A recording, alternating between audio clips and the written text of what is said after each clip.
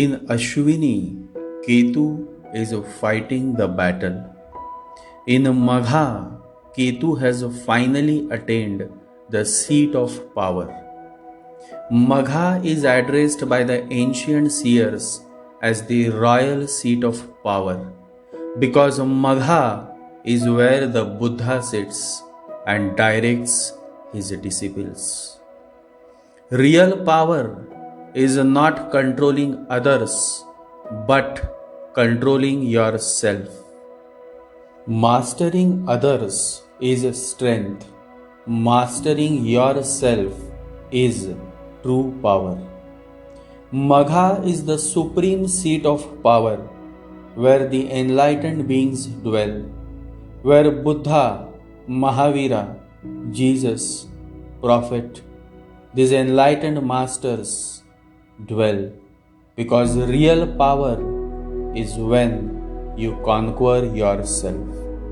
Then you don't have to fight 1,000 battles every day. You have become the real master, one who has controlled and overcome his mind. It is better to conquer yourself than to win 1,000 battles. Then the victory is yours.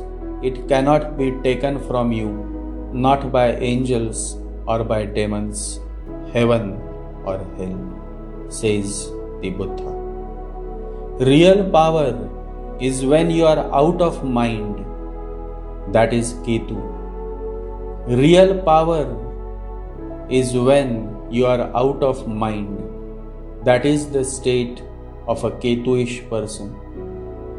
Miracles are performed here in the space of Magha because miracles are beyond mind, while magic is born out of the mind. Magic is a man-made, miracle is a God-made. Miracle is godly. Only a Buddha can perform miracle. Only Jesus, Mahavira, only the enlightened beings can perform miracles because they are no more caught up in the mind. They have gone beyond the mind. You cannot make them happy and you cannot make them unhappy. Happy and unhappy are the states of the mind, and the master dwells beyond mind. He is the real king. He has found the real gold. That's Magha. That's the place of Ketu. Magha is worshipped by many seers because Magha is the seat of power, real power, power which is not limited to the throne of the king, but power which can give birth to many kings and many queens. Once it happened. Akkalkot Swami Samartha was seated beneath a tree, and the king with his whole fleet of soldiers and ministers was coming towards Swami. Even while coming to meet the master, the king wanted to show off his strength and his majesty.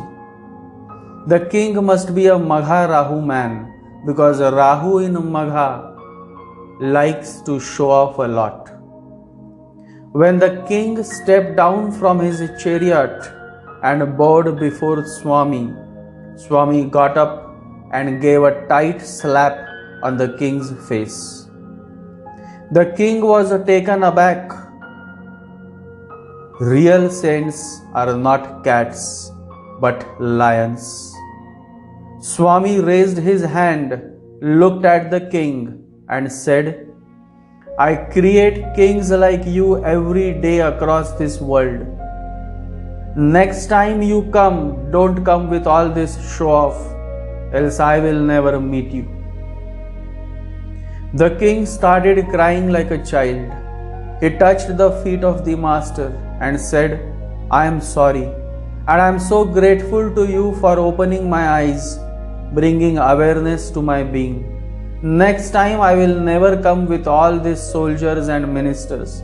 I will come alone to seek your darshan. Please pardon me." Swami started laughing. This is how real saints are. This is how the real master is. Their anger is also like a small child's anger. For a moment they are angry, and the next moment the anger is gone. Looking into the eyes of the king, Swami said, "Last birth you were a dhobi." A dhobi is a cloth washer. And so Swami said, "Last birth you were a dhobi and you used to clean my clothes. Then one day you saw a huge proceeding of a king, and an intense desire of becoming the king was born in your mind. I realized your desire, and because of your selfless service towards me, I granted your wish and blessed you. My blessing has manifested. You have become the king." The king's eyes became wet. Tears started flowing through his eyes. Swami touched the king's forehead, just a soft touch, and the king went back to his past life. And he could now remember his past birth. He could remember that his past birth name was Bhola. He was a dhobi, a cloth washer. Before parting his ways, he had cried a lot. He had said, "Although I will become the king next birth, but then I will miss you. When will I meet you again?" And Swami had said, "When you will become the king, then one day you will come in search of me, and you will find me. Now don't think much, you have a long way to go." The king, having realized his past life connection with the master, could not control himself. He said, "You please come with me to my palace. I will take care of you. I will not let you have any trouble. I will personally attend you, just the way I was attending you in my last birth. I will wash your clothes, but oh master, please come with me." Swami said, "Once hearts are connected, then there is no need to go anywhere. I cannot stay in a palace. 4 walls cannot contain me. And you cannot stay in the forest because you have to take care of your people. Remember, you are now a king, and with power comes great responsibility. So go back to your palace and always remember, I am with you." The king returned back to his royal palace, but with a very heavy heart. The real power is the power that can create many such kings and queens, and Magha reflects such power which is beyond the human imagination. However, when Rahu comes in Magha, it makes the native obsessed with attaining the seat of power. Rahu in Magha is a fortunate placement for power seekers. These natives take keen interest in politics because that is where power is found. Rahu in Magha makes the person a Rajabhogi, meaning person seeking royal pleasures. This placement gives birth to a person who wants to enjoy the luxuries of life. Such a person is also a spendthrift.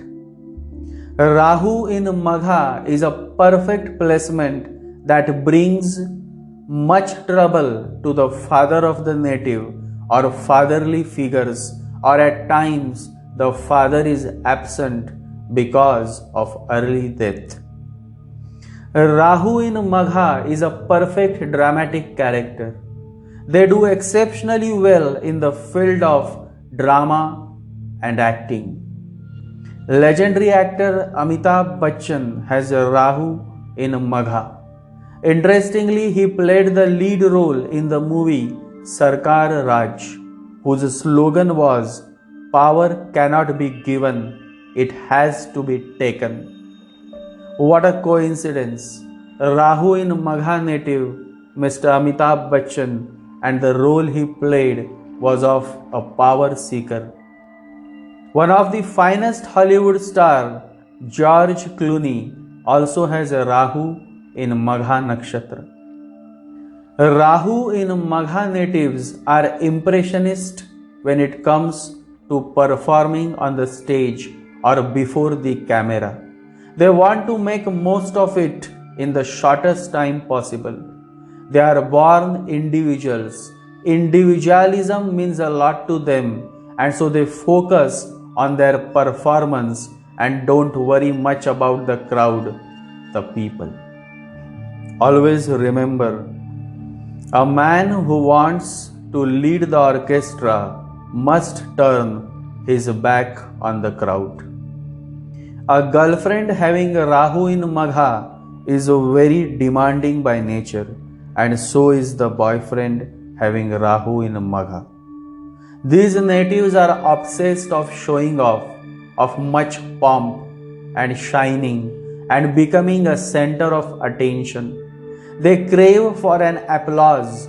They want more and more admiration, and often they become a victim of flattery. On the other hand, they themselves also know how to flatter others. And one who knows how to flatter others also knows how to slander others. He who knows how to flatter also knows how to slander. Magha Rahu is too obsessed with romance, love relationship, and wants a certain thrill, a certain adventure in life. These natives are the perfect masala movie lovers.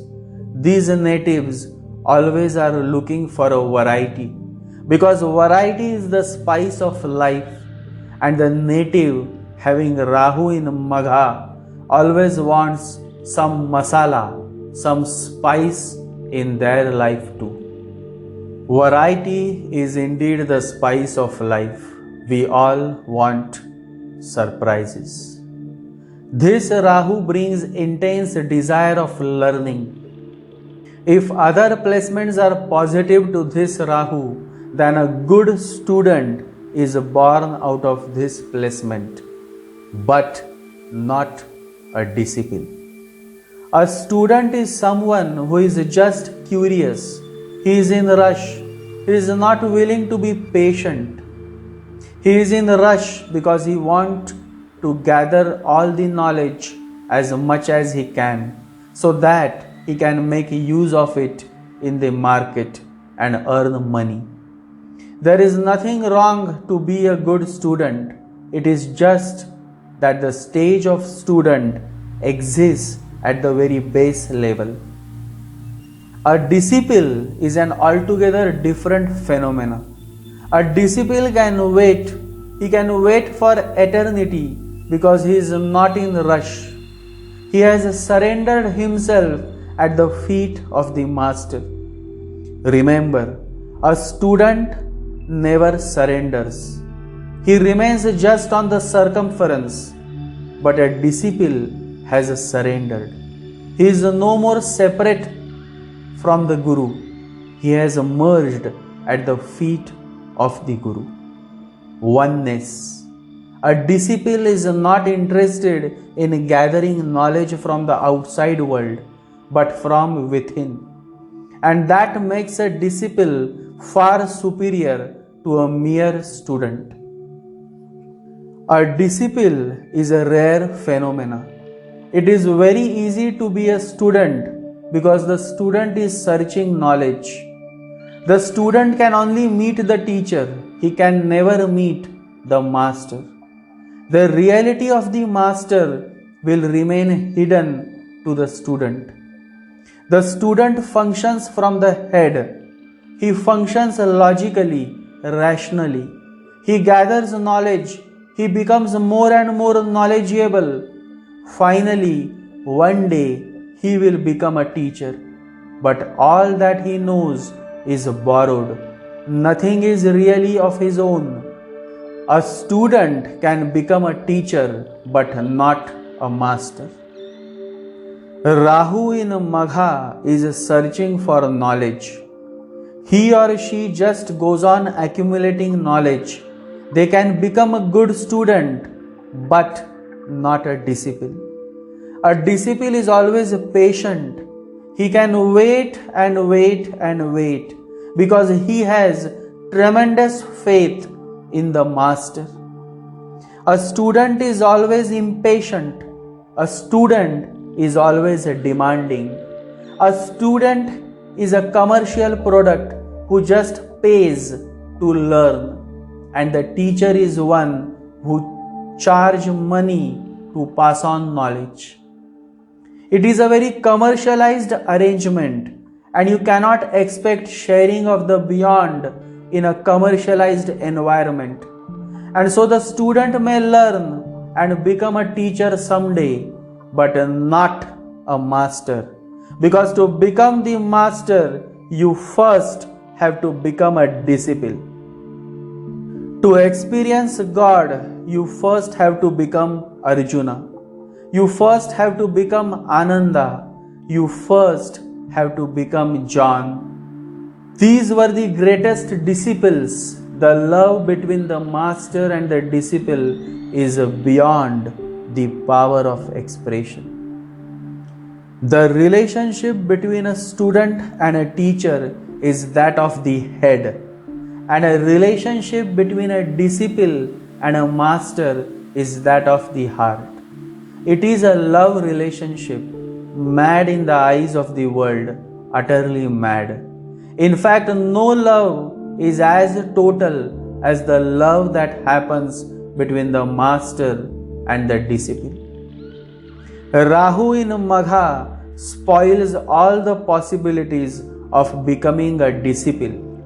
Though the person becomes a good student, at the most he earns a few degrees from Oxford or Harvard and earns a good amount of money and status, but that's all. Nothing beyond the material world comes his or her way because they are too much caught up in their head.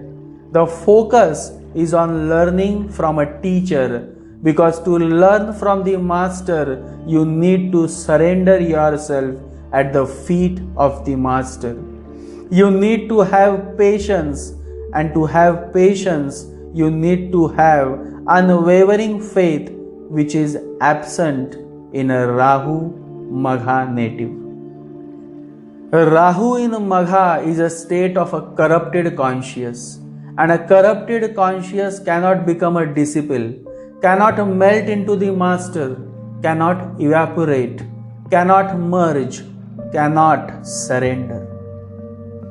A real disciple starts melting into the master. The disciple destroys all distance between himself and the master. The disciple yields. The disciple surrenders. The disciple effaces himself. He becomes a non-entity. He becomes a nothingness. And in that nothingness, which is the state of Ketu, his heart opens. In that absence, his ego has disappeared and the master can penetrate into his being. Reminds me of a story of Rahim. Rahim was one of the greatest Sufi saint, and one day his disciple asked, "What happened when you met your master?" Rahim had become very old. Looking at his disciple, Rahim's eyes became wet. The fond memories of his master brought tears in his eyes. He said, "When I met my master, the master never looked at me for 3 years. I was sitting from morning till evening. So many people were coming and going, and he was talking to people, and he did not look at me as if I did not exist for him yet. But I was persistent because I had felt the presence of the Master and I had tasted the sweetness of his surroundings. I remained. In fact, the more he ignored me, the more I became certain that there is some secret in his ignoring me. Then, after 3 years, one afternoon, when I was sweeping the floors, the Master looked at me. That was the first time when he looked at me. That was a recognition that I am not a student but a disciple. A student would have got lost in 3 years. No student can stay that long waiting just for a look. Then another 3 years passed and he never looked at me again. Then what happened? Asked Rahim's disciple. Rahim said, after 3 years, the Master looked again and smiled too. And his smile went almost like a sharp sword into my heart. I wanted to ask why you smiled, but the Master didn't give me a chance to ask. He started talking with other disciples. Then when was it that the Master looked at you again? Asked Rahim's disciple. Rahim said, 3 more years passed.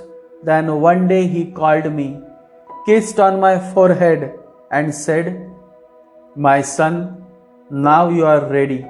Now you can go and spread the message. 9 years. After 9 years, I had heard him talk and my heart was moved. I started crying. The Master gave me a hug and said, you are ready. Why you cry?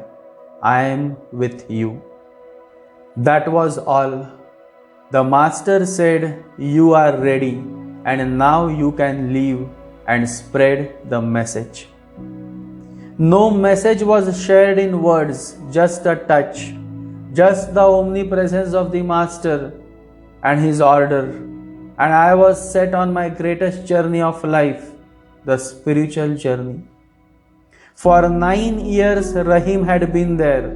The only message was that once he was looked at, once he was smiled at, and once he had been kissed on his forehead. But if the Master is saying you are ready, it must be so. Touching the feet of the Master in gratitude, Rahim left. No student can wait for 9 years just for a look, just for a smile, just for a kiss from the Master.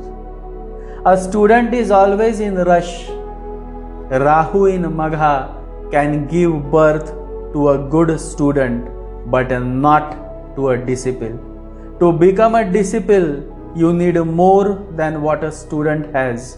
You need patience, you need faith, you need the willingness to live your life by surrendering yourself in a totality at the feet of the compassionate Divine Master.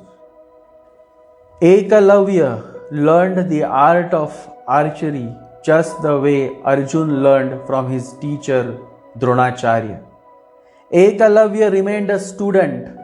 Dronacharya may not have taught him, but Ekalavya made a statue of Dronacharya and learned. He was a self-learner, a good student. Arjun was also a good student of Dronacharya. Then what made Arjun superior to Ekalavya, when Ekalavya also was an expert as Arjun? While Arjun was a student of Dronacharya, later Arjun became a disciple of Krishna. There cannot be any good example than this, and only a wise person can relate. Only a man of understanding can realize the difference between a student and a disciple. Ekalavya never was able to find his master because he could not go beyond the level of a student. He remained a student. He never was able to become a disciple. Whereas Arjun became one of the greatest disciples of Lord Krishna that the world had ever known. A disciple is the rarest flowering of human consciousness because beyond the disciple there is only one peak more, the master. And one who has been totally a disciple one day becomes a master. Disciplehood is a process of becoming a master. But one should not start with the idea of becoming a master. Otherwise, one is going to miss because then it is again an ego trip. One should come simply to evaporate. Rahu in Magha basically is a typical placement that does well on the material world platform. Student is also a version of material world, while disciple is the higher version, a version that is made available only in the spiritual world. To become a disciple, you need a certain depth of spirituality within you, which Rahu in Magha lacks, and so they do well as a bright student who goes to a good university, earns a degree, earns money and fame. Their whole energy is in becoming the center of attention. The knowledge that they seek is also to gain more attention. They want to scream to the whole world that I am somebody. Rahu in Magha can become a good showmaker. They can do well in drama, politics, and also bestows the qualities of becoming a good entrepreneur. These natives are highly obsessed with their children. They are also demanding towards their children. These folks are the ones who demand, who say, you should come first this time in your class. You should win this race. You should make us feel proud. A long demand list is always lurking in the mind of these people. Many times their children are fed up of this demanding nature, and so they often face a breakup from their children. They blame their children, but in reality, it is their demanding nature and a high expectation that break them apart from their children. These natives become parents who are obsessed with their child. And this obsession comes from Rahu, because Rahu is obsession. Rahu makes you one-dimensional when life has to be multi-dimensional. Parents are telling their children, we love you.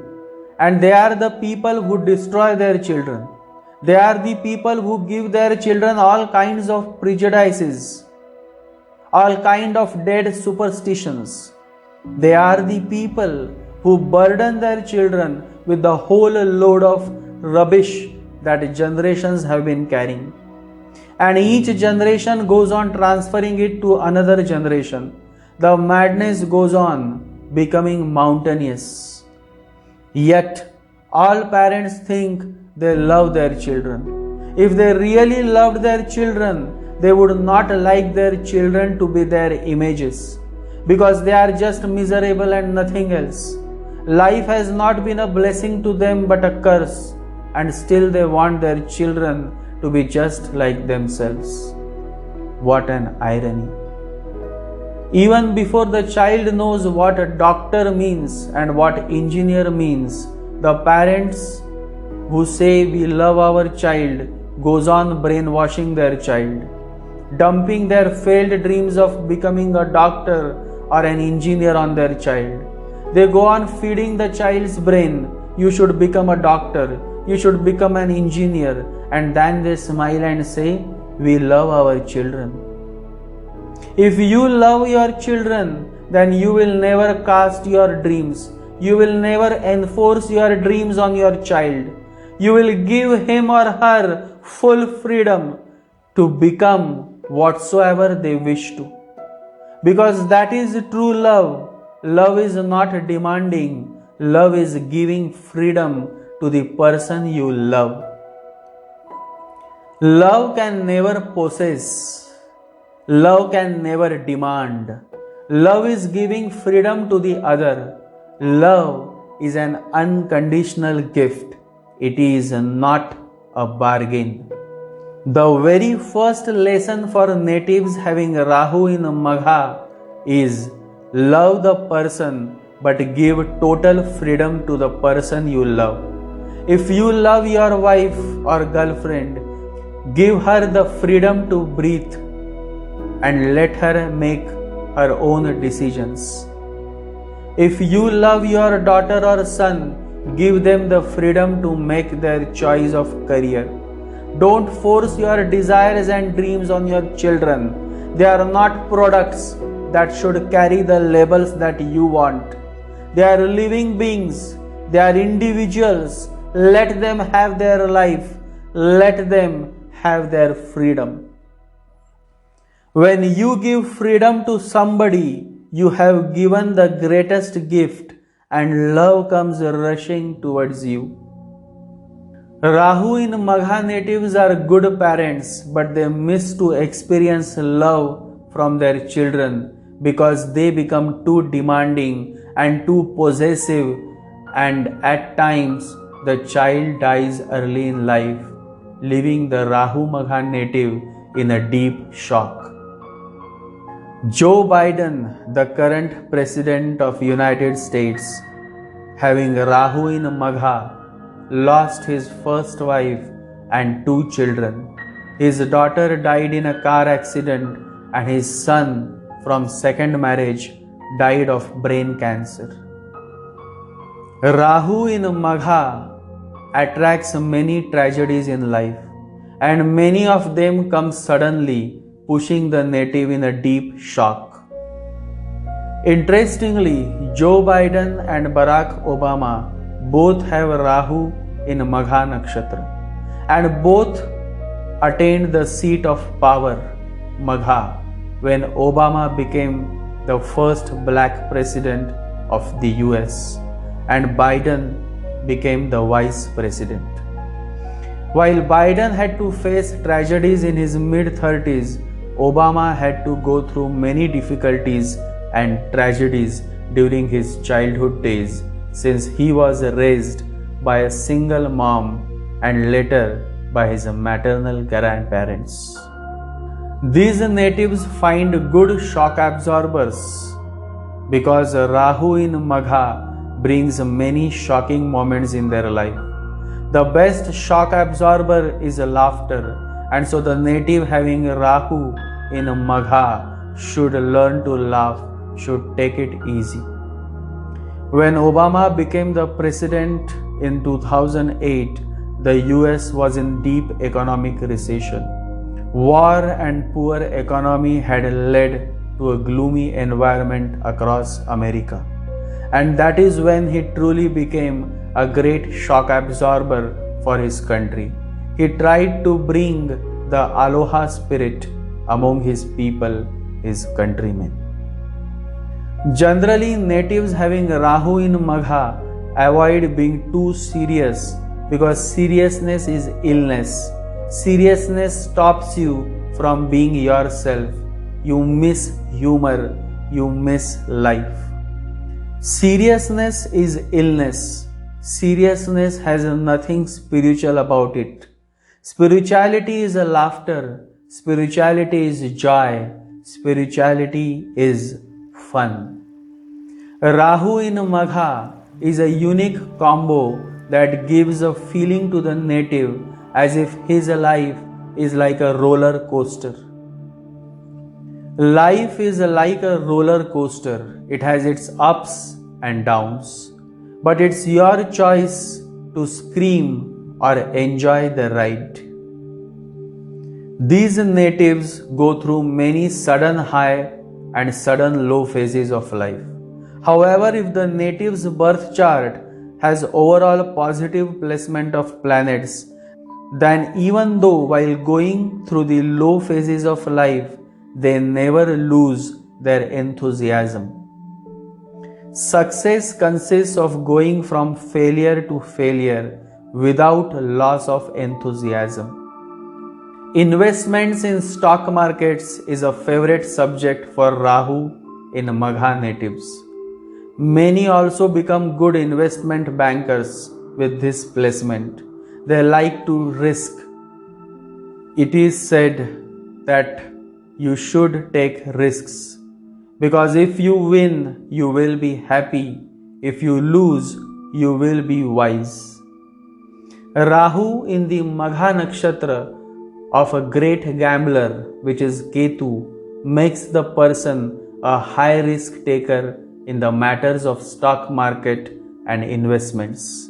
This placement brings great potential to earn a lot of money through stock market or through gambling. Many big time investors have Rahu in Magha nakshatra because to become a good successful investor, you need to take high risks. Successful people take big risks knowing that they might fall hard, but they might succeed more than they ever dreamed. One good thing about Rahu in Magha is that they like everything to be grand, spacious, kingly in display. Generally, you will not find stingy people having a Rahu in Magha. They spend well. They also spend well for lavish parties and for friends and family. Their motto is simple: live big, live king size. Better to live 1 year as a lion than 100 years as a sheep. Rahu Magha native just loves to buy big brands. They are the ones who buy a thing by first looking what brand it belongs to. Rahu Magha natives are large-hearted men who may do a favor but will not ask or expect anything in return. The Leo, the lion nature, is of giving and just giving like a godfather. Reminds me of the famous dialogue from the movie The Godfather. Someday, and that day may never come, I'll call upon you to do a service for me. But until that day, accept this justice as a gift. Leo zodiac natives are good friends, and when it comes to Rahu in Magha, then the native becomes too attached with friends. To him, friendship is more than family. Rahu in the royal nakshatra of Magha naturally brings a craving for royal life. Natives are naturally attracted towards royal families or towards men and women who hold top post in the administration. Magha Rahu native take great pleasure in establishing connections with the top government circles because that gives a boost to their status, their prestige. Prestige. Prestige is like oxygen for these men and women. They may be unhappy in their marriage, but they will never knock on the door of the court because divorce means threat to their prestige. And so they generally remain unhappy in their marriage, but they never dare to file a divorce because what people will say. In exceptional situations, they will take a divorce only when they are pressurized by their family.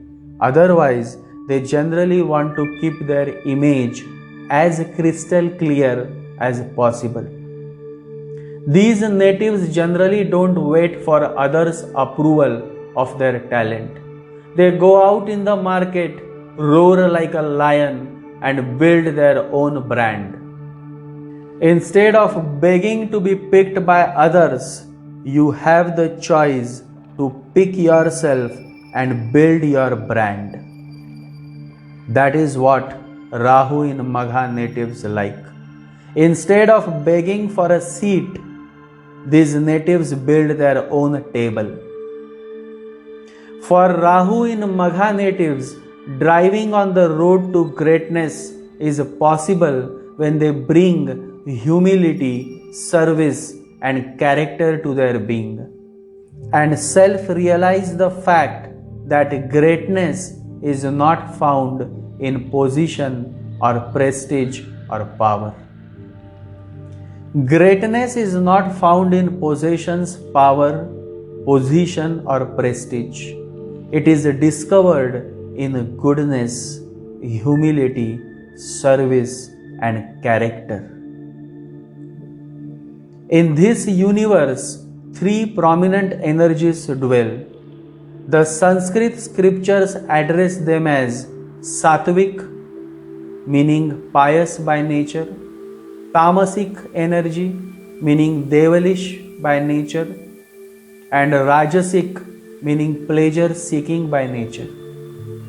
Rahu in Magha is a Tamasic by nature, and so the craving for power, for knowledge, for position is too much than otherwise. The subtle desire, Rahu, is to gain the seat of power by hook or crook. Joe Biden finally attained the seat of power and became the 46th president of United States. Though many doubts and questions were raised by his opponent Donald Trump concerning the authenticity of the US presidential elections. Magha Rahu natives seek knowledge, but this seeking is to gain more prestige and more power in the society. The focus is on the outside and not much on the self-growth.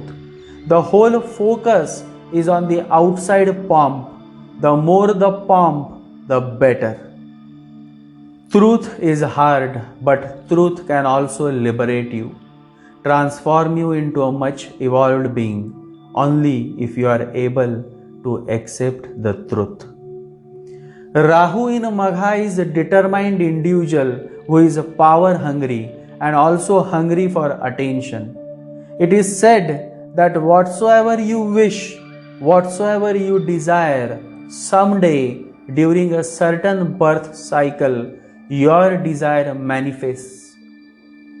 And it is a pure science. It is the law of vibration. The law of vibration says that you must be a vibrational match to whatever it is that you want to manifest. This is done by simply feeling good about having it. If you want to experience God, if you want to see Krishna, then you first have to become Arjuna. Only then the vibrational match is possible. To see Krishna, you should have the eyes of Arjuna. Only when there is a match, the desire, the wish manifests. It all begins from that one person, and it is you. That is why it is said that the master appears before you only when you are ready. This readiness is based on how much you have succeeded through your self-efforts in expanding your consciousness.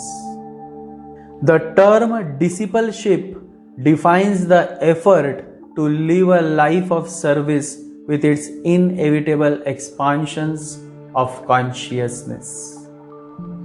When a soul holds an intense desire for power, then in some birth cycle his desire is manifested because he has shaped himself according to what he desires for. If your desire is strong enough, it doesn't matter what your beliefs are. If you have a desire that is strong enough, that desire will be the dominant vibration and it will override any other vibration that you have. Desire is what drives you all. You cannot drop the desire, but you can always raise the quality of your desire by purifying your desires. Desire has not to be destroyed, it has to be purified. Desire has not to be dropped, it has to be transformed. Your very being is a desire. To be against it is to be against yourself and against all. The very first step towards raising the quality of your life is focusing on purifying your desire. Purifying the desire simply means that you want to hurt someone, but now you have decided not to hurt that person. Purifying your desire means you had the desire of having sex, but now you have consciously dropped the idea of having sex. You have self-realized that enough is enough. When the desires start transforming, when the desires start purifying, then Rahu signify positive results in your birth chart, because desire is Rahu. If you all are having trouble from Rahu in your chart, then you all should focus on raising the quality of your desire. That in itself will change the quality of Rahu in your birth chart. Rahu in Magha native is very ambitious by nature, and when ambition takes over, joy is not found. When ambition is curbed, you can find joy in life. The road to spirituality and the key to spiritual growth begins only when you drop ambition, when you stop being somebody and you start becoming a nobody. When you love, you have to become nobody. If you remain somebody, then love never happens. The very source of ambition is Rahu, because the other name of Rahu is fear. All ambition is out of fear. All ambition is out of an inferiority complex, because you are afraid to be yourself. Rahu in Magha may satisfy the demands and desires of attaining the seat of power, but in return, the native also has to pay a heavy price. The native may fulfill his desires, but he or she has to pay a heavy cost in return. Rahu will never give you anything for free. If Rahu gives you money, he takes away your peace in return. If Rahu gives abundance of sexual pleasures, then he takes away your awareness in return. If Rahu gives you immense power, then he takes away your love life in return. In fact, a man who loves power will never fall in love, or he will always keep himself away from love. Always remember, the men who love power never fall in love. Even if they fall in love, they keep themselves at a distance. Rahu in Magha natives are power addict people. And when a man is behind power, he fails miserably in personal relationships. His family life is in chaos, or he simply has no family life. Remember, there are power addicts who spend their whole life trying to become more and more powerful. How to reach New Delhi or Washington, how to capture the capital. Their whole life seems to be just an effort to reach the capital. For what? Why do people enjoy power so much? Why this madness, this political madness? The reason is that they don't have any power over themselves. They need a substitute. They can feel happy if they have power over others. To a power hungry person, letting go is not possible. Rahu in a Magha native find it difficult in letting go. They will never forgive because they can never let go. There is a difference between goodbye and letting go. Goodbye is, I'll see you again when I am ready to hold your hand and when you are ready to hold mine. And letting go is, I'll miss you, I'll miss your hand. I realized it's not mine to hold and I will never hold it again. Ketu is a let go. Ketuish man can easily let go. And because he can let go, he can forgive. Ketuish man is detached from everything and yet connected to everything. Paramahansa Yogananda, the Divine Master and author of the legendary book Autobiography of a Yogi, was born on a rising Magha Nakshatra, ascendant Leo. It is said that at the time of death, Steve Jobs had only one book on his iPad, and it was Autobiography of a Yogi. Magha Nakshatra is a perfect nakshatra when it comes to letting go, because it is ruled by Ketu. In fact, Magha has all the essence of a monk, a sannyasi, a man who is on the greatest journey of his life, the spiritual journey. When Rahu arrives in Magha, the letting go nature of this beautiful nakshatra is reversed, and native is unable to let go. And when you are unable to let go, you cannot forgive. And when you cannot forgive, you are bound to experience more miseries and more sleepless nights. A good night's sleep comes only when you go with the flow, when you accept, when you let go. Buddha says, in the end, only three things matter: how much you loved, how gently you lived, and how gracefully you let go of things not meant for you. Much of the miseries come your way because you are not willing to let go. And the primary reason is your mind. Rahu is the north node of the moon, which signify the mind.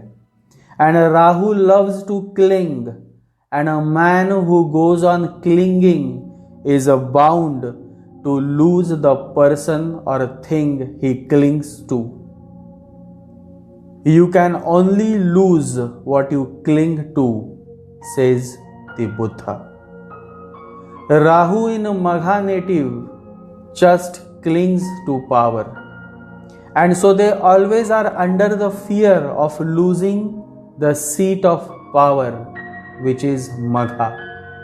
And usually they lose the seat of power because you only lose what you cling to. When it comes to power, it reminds me of Alexander the Great. Because he had been winning many continents, he was an emperor, Emperor Alexander the Great. He was the epitome of power. He was the epitome of ambition, of strength. Although Alexander was another name to power, it is said that when Alexander came to India, he collected many precious treasures, abundance of gold and diamonds. And when he was about to leave India, he came across a naked fakir. Alexander asked the fakir, "Do you see my treasures?" Have you ever seen anybody with so many treasures? The fakir said, all your treasures are nothing, but I can give you one thing that will really make you rich. Alexander could not imagine what this naked fakir could give him. In his begging bowl, the fakir had a small mirror. He gave the mirror to Alexander. Alexander said, this mirror will make me the richest man in the world. You must be mad. The fakir said, first look in the mirror. And Alexander looked into the mirror. It did not show his face. It showed his inner being. It showed his interiority. It showed his subjectivity. His being was reflected in that mirror. He touched the feet of the fakir and said, you are right. All my treasures are nothing before this mirror. It is said that he kept this mirror continuously with him. That mirror represents meditation. The fakir must have given him some meditation, because only meditation can make you aware of who you are. Power cannot help you to realize who you are. Greed for power drags you away from yourself.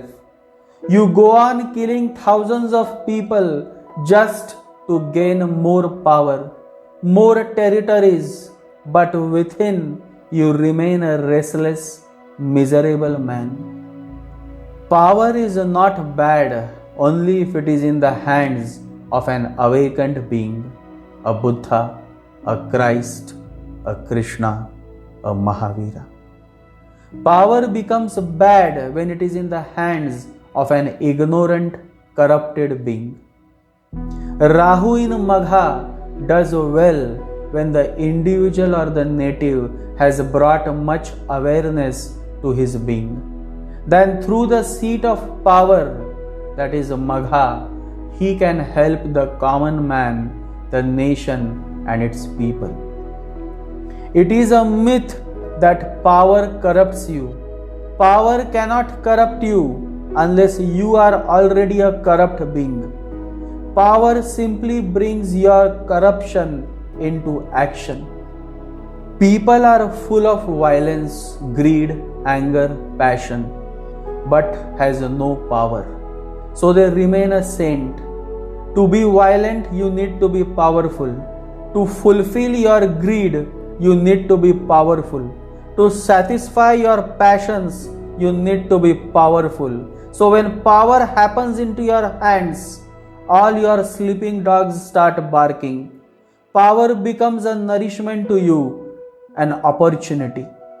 It is not that power corrupts, you are corrupted. Power only brings your corruption into the open. You wanted to kill somebody, but you had not the power to kill. But if you have the power, you will kill. Always remember, it is not power that corrupts you. Corruption you carry within yourself. Power simply gives you the opportunity to do whatever you want to do. Power in the hands of an awakened being will not cause harm, but only help to those who are in need. Power in the hands of a man like Gautam Buddha will not corrupt. On the contrary, it will help humanity to raise its consciousness. Power in the hands of Genghis Khan destroys people, burns people alive. Whole villages are burned. People are not allowed to get out. It is not power.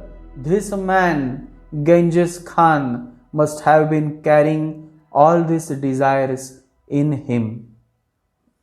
Whatever is hidden in your seeds, whatever is your potentiality, power gives you a chance, because most human beings are living so unconsciously that when they come to power, all their unconscious instincts have a chance to be fulfilled. Then they don't care whether it kills people or whether it poisons people. Power is misused because you have desires which are ugly. The real character of a man comes out only when he is given power, absolute power. Abraham Lincoln, one of the President of United States, quotes, "If you want to test a man's character, give him power."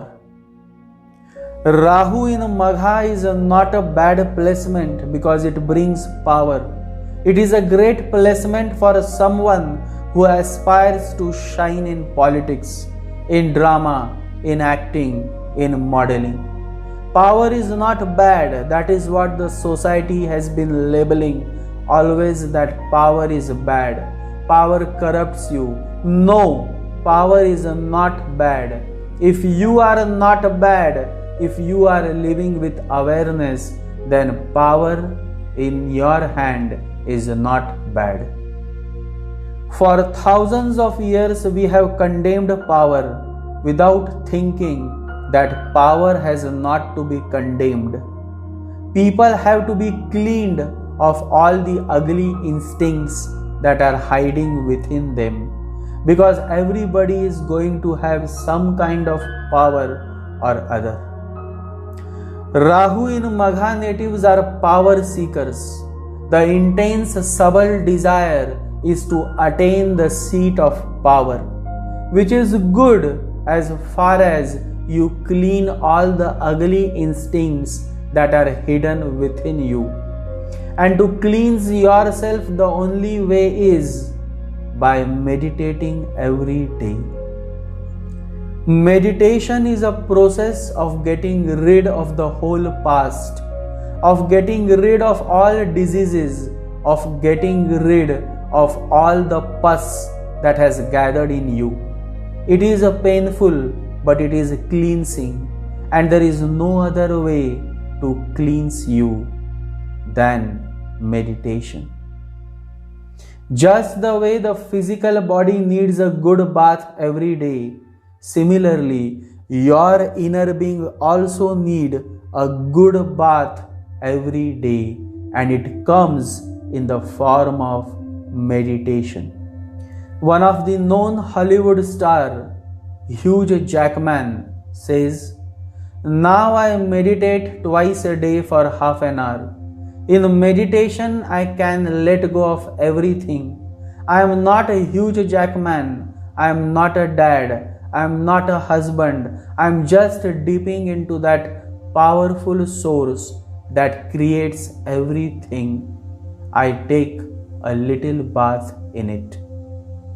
When awareness comes to your being, when awareness, consciousness expands, then all the Rahuish worldly affairs can be very effectively managed for the well-being of others. This is how you can change the quality of your life. This is how all those having Rahu in Magha can bring a pleasant change in this human world by cleansing themselves and expanding your consciousness, which is possible only when your meditation is not limited to a few minutes but becomes a way of life. Meditation is a kind of medicine. Its use is only for the time being. Once you have learned the quality, then you need not do any particular meditation. Then the meditation has to spread all over your life. Every day, millions of buds blossom into a beautiful flower. You also can blossom. You also can dance. You also can sing a song, only when you live by surrendering yourself to God.